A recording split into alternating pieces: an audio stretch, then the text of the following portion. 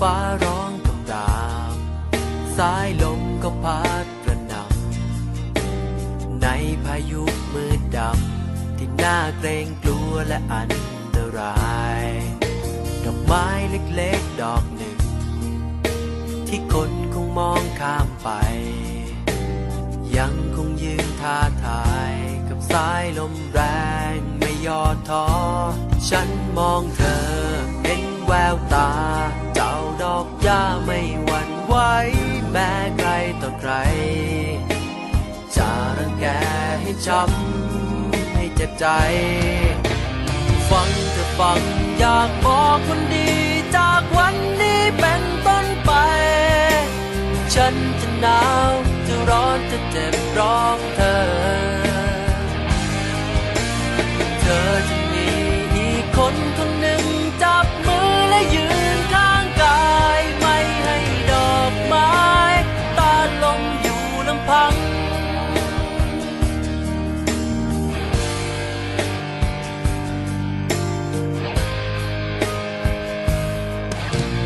ฉันรู้ซึ้งในใจถึงความดีงามของเธอฉันมองเห็นว่าเธออ่อนล้าเพียงใดในวันมืดมนจากนี้ฉันขอยืนยันขอปัดเอาความทุกข์ทนขอรับรู้ด้วยคนจะสายลมแรงแค่ไหนฉันมองเธอเห็นแววตาเจ้าดอกหญ้าไม่หวั่นไหวแม้ใครต่อใครจะรังแกให้ช้ำให้เจ็บใจฟังเธอฟังอยากบอกคนดีจากวันนี้เป็นต้นไปฉันจะหนาวจะร้อนจะเจ็บร้องเธอจะมีอีกคนคนหนึ่งจับมือและยืนข้างกายไม่ให้ดอกไม้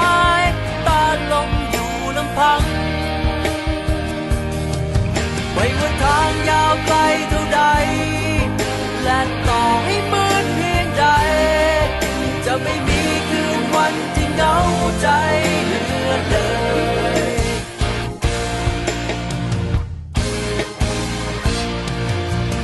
ฟังแต่ฟังอยากบอกคนดีจากวันนี้เป็นต้นไปฉันจะหนาวจะร้อนจะเจ็บร้องเธอ